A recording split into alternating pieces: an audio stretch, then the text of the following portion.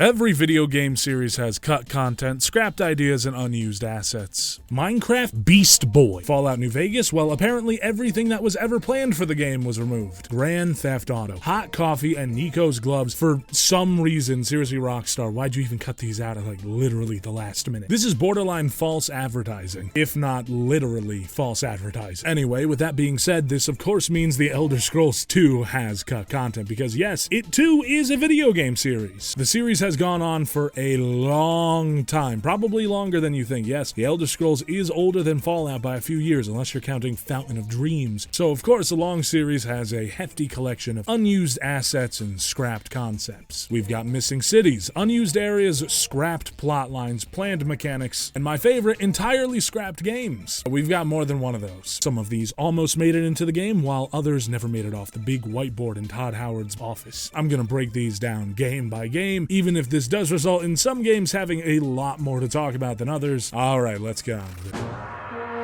Elder Scrolls Chapter 1 Arena went through quite an interesting development cycle. The game would start out as something completely different than what it would become and what the series would evolve into. I wonder if they had any idea what they were creating in the middle of thumb-ass Maryland. Little Mary Did You Know shit, you know? You guys have any idea your baby boy would get a mobile game? But yes, starting from the very inception of the series, this is the first scrapped idea, and is probably one of the most famous Elder Scrolls concepts that went unused. It was just the entire original game of Arena. You guys ever look at the series' titles and get a little confused why the first game is called Arena, meanwhile the rest are named after the settings of the games? Daggerfall is named after the Kingdom of Daggerfall. Morrowind is set in Morrowind. Oblivion, while being set in fake Italy, has you going to hell pretty often. And Skyrim is set in Skyrim. Meanwhile, Arena is just Arena. You'd think it'd be called Elder Scrolls Chapter 1 Tamriel. Well, this is all because the game started out as a very basic non-RPG game where you'd play as a warrior fighting in arenas all around the world. But famously, they'd slowly add more RPG elements to the game during development, and eventually got to the point where they dropped the arena plot altogether and changed the whole thing into the game that we would come to know and have most people skip over because it's old. Side note,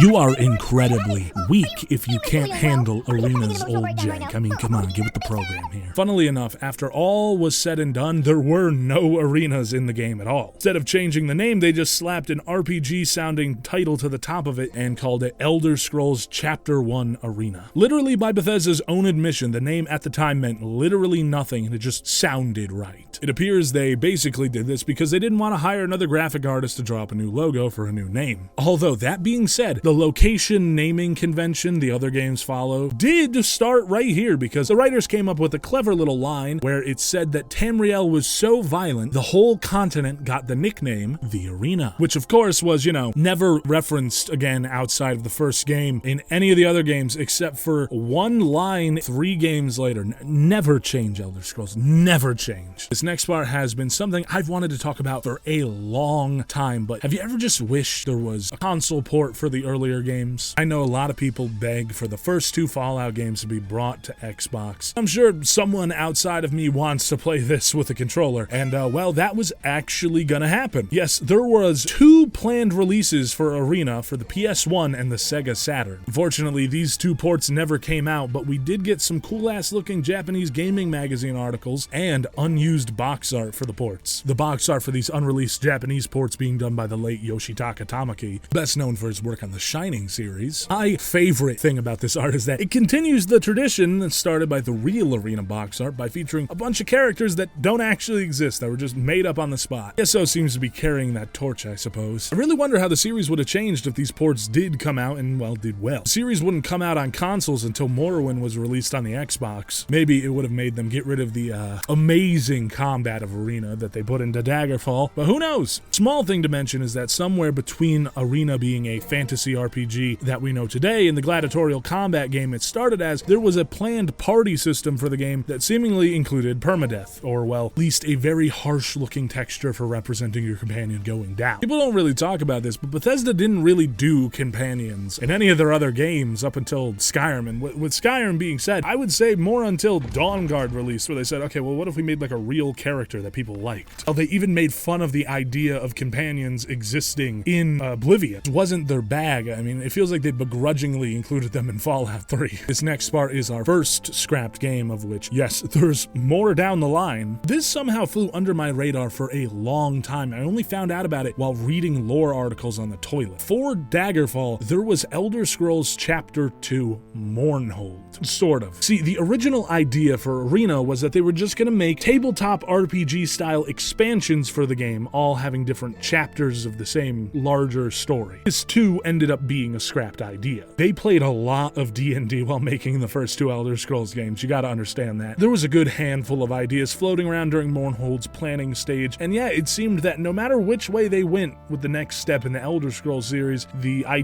main idea was to take a section of the massive map and zoom in on it and fill it in with extra detail. The game was gonna be a gothic horror-ish game, probably based around the weird-ass description the city of Mournhold has in Arena, where it says some evil lurking under the city was driving people crazy. What did they know? But I mean, yeah, they also said it was the lost capital of the First Empire, whatever the hell that's supposed to mean. We're just saying shit back then, like, what was his line about Argonians? Like, goddamn, bro, calm down. He canceled it and went on to make Daggerfall because the humans in the setting were more marketable to a general audience than Dark Elves. Oh, how little they knew. It's interesting to think about how this would have played out. You know, the first two Elder Scrolls games are kind of infamous for having quirks of generic fantasy and just stuff that doesn't align with later concepts in the series, especially Arena. But when you actually play them, most of the time it's easy to look over, if not, you know, chuckle at some of the weird stuff. But I feel like a game like Mournhold would probably be where that doesn't work, where you can't just ignore it. The game being about Mournhold and the Dunmer within, it'd probably be pretty hard to write around or just ignore some of the ideas that probably would have been solidified in that game. Because it's easy to ignore the Dunmer being referred to as Drow in one line of dialogue, or Magnus being referred to as a legendary super mage rather than the god of magic he'd later become, if Mournhold was actually made into some gothic horror setting about some lost First Empire and the evil lurking within it. I imagine it would be hard to change and steer us away from that and into the Morrowind we'd get in the future, if not impossible. Morrowind is many things. Gothic is not one of them. Oh yeah, and to cap off the Arena section, Arena had some cut monsters and other stuff, including Cyrodiil actually having stuff to do with it other than the end game. Yeah, look at the rest of this stuff. Woo, there it is. And with that, let's take a look at the real Elder Scrolls Chapter 2.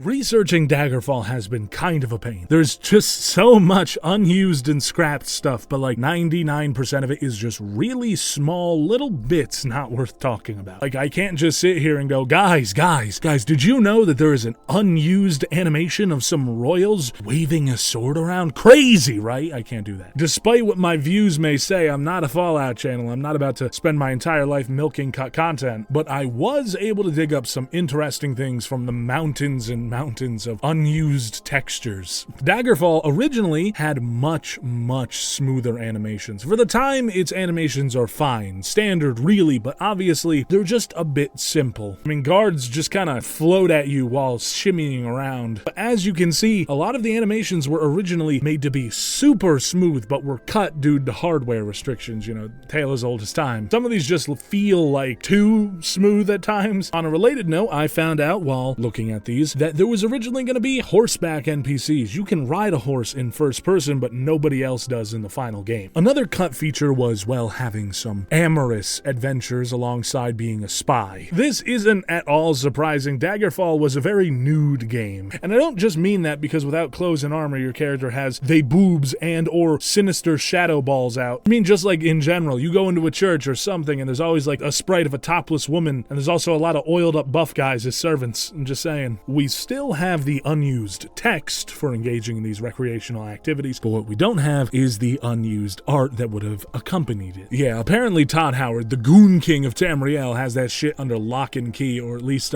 he did like 20 years ago. It is unfortunately unknown if he still has the tasteful, in his own words, artwork with him. Alright, we have two little technical bits. Daggerfall was originally planned to include multiplayer, and apparently with a kind of large number of players too. Although I'll assume it was large for the time. This was, of course, cut, but it was hotly pursued by project leader Julian LaFay, who eventually got it working in the multiplayer in Battlespire. And you were originally also supposed to be able to port your arena character to Daggerfall. Because, you know, D&D, because everything back then was based on D&D. They literally used D&D campaigns to come up with lore and world building for the Elder Scrolls. This was eventually cut because they realized it was kind of useless and also complicated. Now, let's get on to the big thing, the planned Daggerfall follow-up, the Elder Scrolls Chapter 3 Tribunal. Now, theoretically, I should include this in the Morrowind section, but the original plan felt way more Daggerfall-ish than what it would eventually turn into. The game was going to be set in the Somerset Isles and revolve around some powerful elven kings called the Tribunal. Obviously, this would turn into the Tribunal of Morrowind over time. There's more little bits of ideas in this that would eventually turn into actual lore, like the Sigic Order and their island, the concept art of something that would later turn into a clan fear, and, you know, etc. Although, apparently, all of this was to be inspired by Arthurian legend and,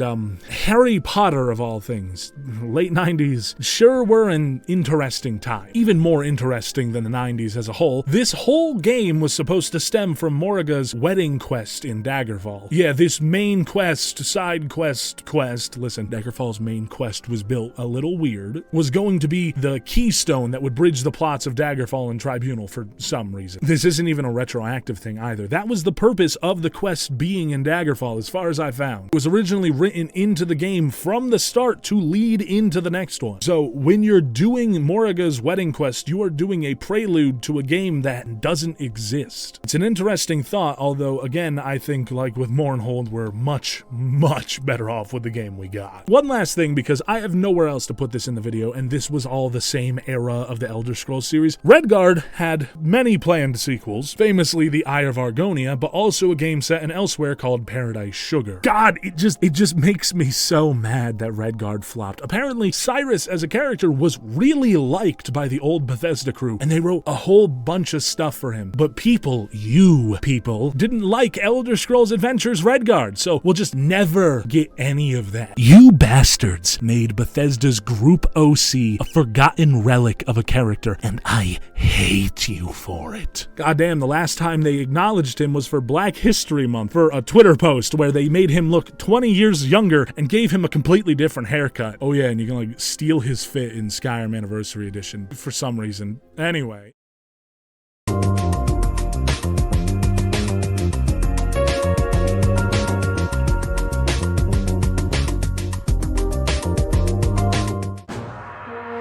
Morrowind being, of course, the weirdest and most esoteric of the Elder Scrolls games, comes with some of the least crazy cut content and ideas. You'd think there'd be some deep, dark cut content or some lost, legendary idea that just got thrown away for some reason. That's not to say there's not some weird and esoteric stuff coming up this segment, but our first piece of cut content is a bunch of voice lines they never implemented. Ones you've probably heard already were all of the cut lines for Yagrim Bagarn, which I'm glad they cut out because as funny as it is, like, it takes away from him, in my opinion. Listen, guys, I know the Elder Scrolls community loves to do the funny Discord, Reddit mod jokes and stuff, but he's a cancer-ridden old man with dementia. When you talk to him, it's only during his moments of clarity, and he is the last person of his entire civilization. These cut lines just literally made him the Discord mod joke. A visitor? What brings you to visit Yagrim Bagarn, Master Crafter, and last living dwarf? They are funny, though, so I do still kind of like them. Personally, my favorite is Fargoth reading the intro narration for some reason. In the waning years of the third era of Tamriel,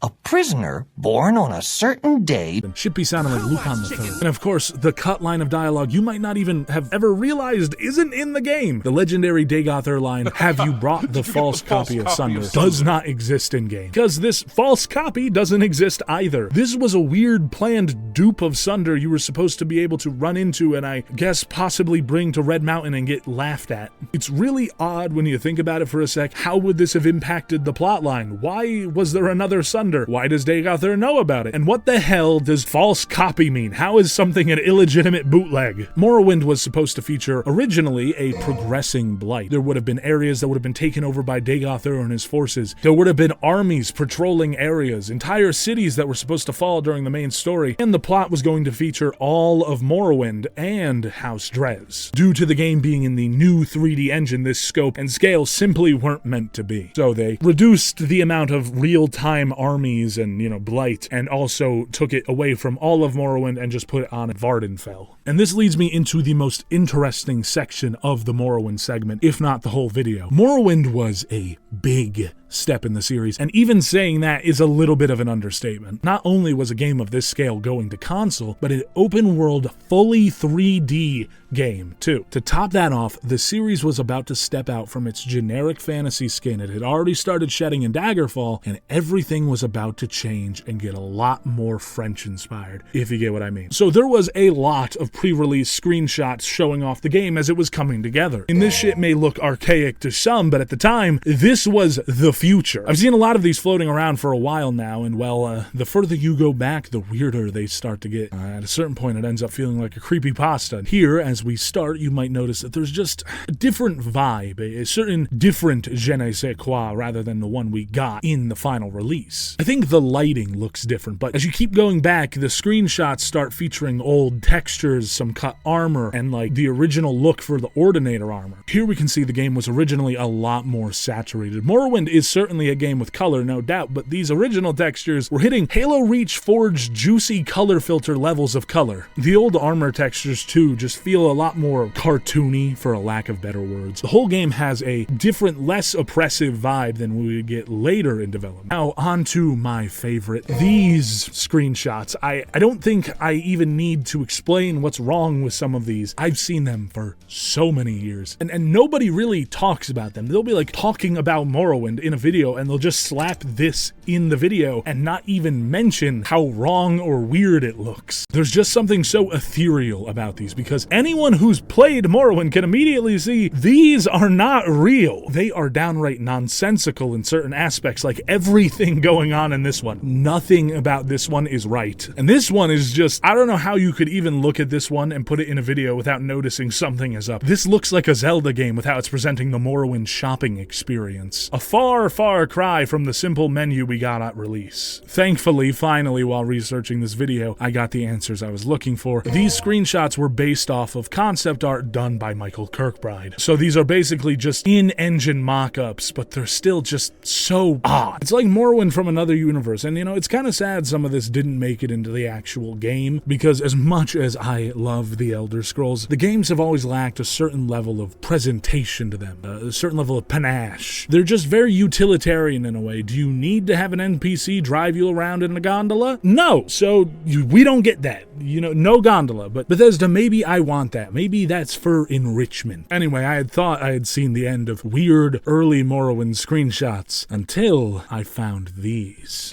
These screenshots are from some Elder Scrolls Lost media. Apparently, they're from some proof of concept mini-movie showing off a Morrowind market. It wasn't a game at this point, basically just a 3D movie to show people off what the art direction should look like in action. Now, this is what I meant by creepypasta. This gives off the goofy, fake-ass, do not search Mario 64 and Zelda builds. And I mean that. This shit literally straight up looks like an N64 game. Everything is just so early in concept, but it's still clearly Morrowind. I guess Michael Kirkbride's DNA is just that strong. Feels like the JVK assassin's gonna be somewhere in the back of one of these screenshots. We don't have any footage of this lost proof of concept, but we do have the screenshots. Safe to say, I don't think any of this made it into the release game, seeing as this literally wasn't a video game. There's also 2 other screenshots, likely another set of mock-ups in the same style as the proof of concept movie. Still rocking the weird ethereal vibe. But yeah, I think that wraps up this Morrowind section. We got 2 more to go.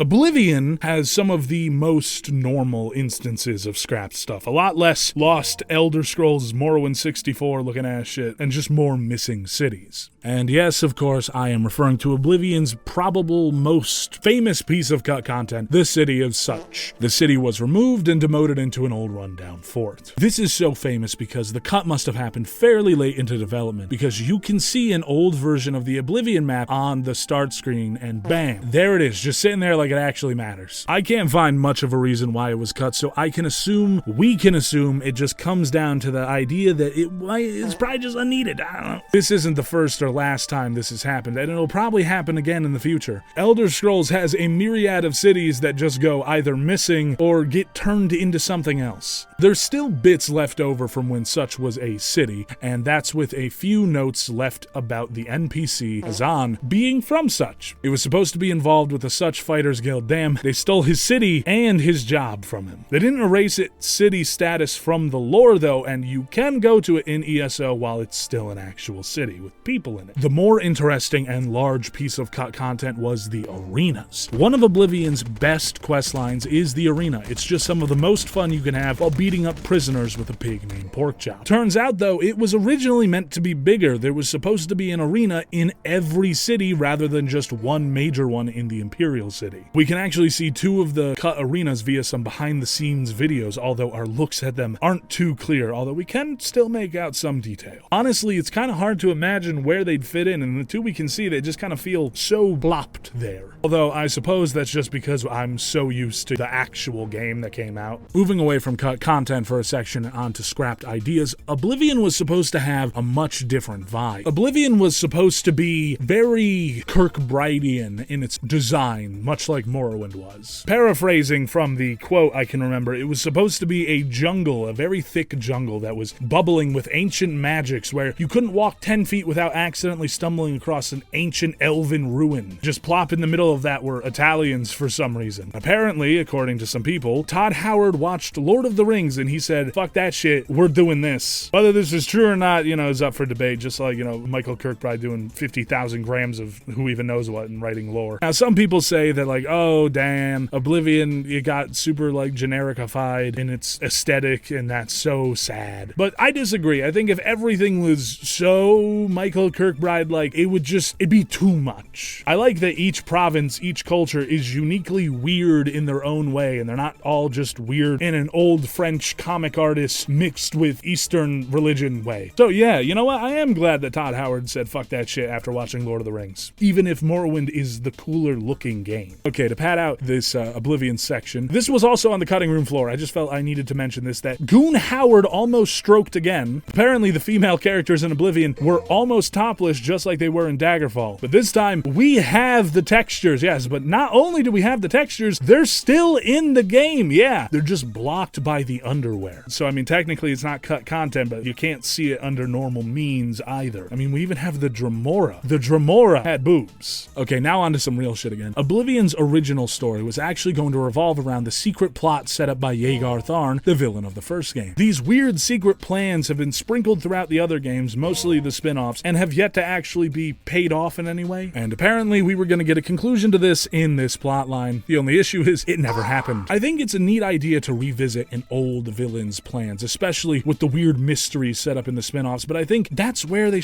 probably should remain. I made a whole video about Tharn's weird plans a while ago if you're interested. The whole mainline game being connected to another villain from another mainline game idea just feels weird. Like it'd be taking away from Arena's story in some way. But it'd be cool for another spin-off. Basically, Bethesda, make another Elder Scrolls Travels game and my life is yours. Speaking of, there was supposed to be another Elder Scrolls Travels game, and it was supposed to be for the PSP. Yes, another canceled game, and you've probably heard about it. It's Elder Scrolls Travels Oblivion, and it's an awful name because it makes people think that this game was supposed to be just like a port of Oblivion to the PSP, which no, it was not supposed to be. It was supposed to be a side game, god damn it. It was not meant to be some fucked up condensed version of the main game like the evil ass Java Oblivion. This game not coming out makes me so upset. Oh my god, why does it not exist? It would have been so cool. schedule, guys. It was going to be a level-based RPG inspired by Metroid Prime's gameplay, set like a little bit after Oblivion, like I don't know, like 5 minutes or something. Or maybe during it, I don't know, I see conflicting information about it when I read. The craziest part about this game is that we have a sort of playable build you can download right off the internet right now, guys. I mean, yeah, it's mostly an unfinished broken mess. But like, come on, look, you can actually sort of play it. It's interesting. We don't have any other playable versions of any other canceled games, so yeah, I mean, this is the best we're gonna get. You're not gonna get playable Mournhold anytime soon. Now, we just have no idea why it was canceled, and it wasn't canceled before it was announced or anything. This wasn't something we had to uncover years later in some data leak. You could have pre-ordered this shit on Amazon in 2008, and yet they still canceled it. Oh yeah, and apparently during the development of Oblivion, they also pitched a game about colonizing the fucking moon. Okay, side tangent there, I guess. Okay, this video is a long one, so let's move on to our last section. And no, I'm not going to talk about ESO because I assume there's 10 billion different things that were cut in early development because of fucking MMO. Anyway, moving on.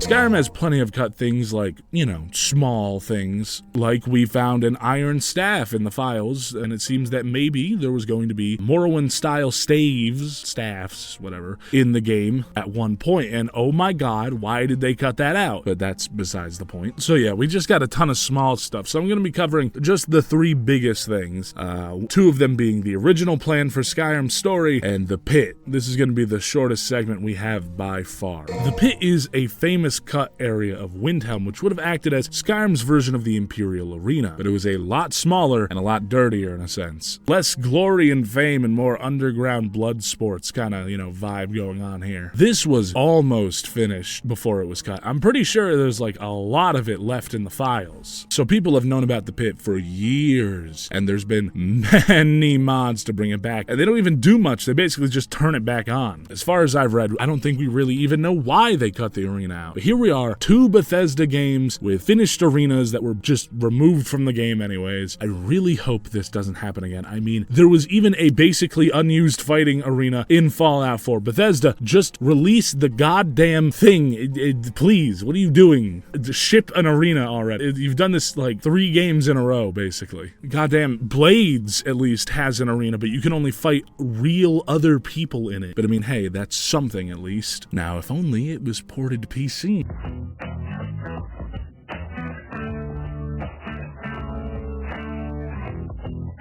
Now we have the original plot of Skyrim. This was to have the famous warrior emperor Uriel Septim V to be the main villain. To have him return from Akavir with an army of dragons to take over the empire, which is now not run by the Septims. A lot of people look at this and they say, wow, that's really interesting, but I'm really glad we didn't go with this plot. A ton of people say that this dickhead might have been theoretically cooler than the Alduin we got, but it would have completely spoiled the ending to Oblivion. Having a Septim be alive ruins the gravity of Martin's sacrifice. It's not just sad that he's gone because he was nice. It's important because there's no more Septims. There's no more dragon emperors. It's really important that he was the last one. So yeah, your guys' Dragonborns being like lost Septims in your own story is also stupid, sorry to say. A hot take. You can do what you want, but I don't like you. So I think Alduin was just a better choice overall, even if he's not as cool as a villain as, say, Daggerfall, and was outdone in his own game by Mirak. I really need to make a video about Alduin because my Elder Scrolls Villain series has 2 videos in it.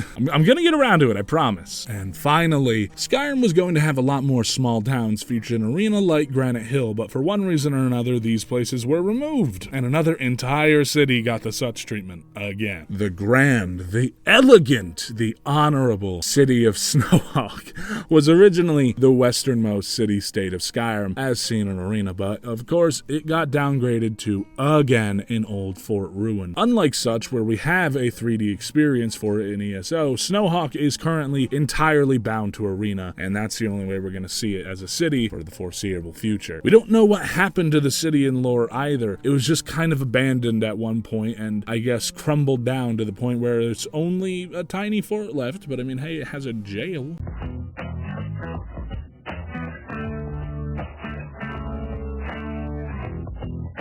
I mean, that's more interesting than like a lot of the other bandit forts, at least. And hey, at the end of the day, at least it gets a ruin. At least it gets something unlike Granite Hill. And with that, this video is over. Oh my god, I didn't realize this one was going to be so long. If you're still watching, thank you. You should follow my art socials, and if you want to support me in the channel, maybe commission me or preferably, honestly, sub to my Patreon for exclusive perks.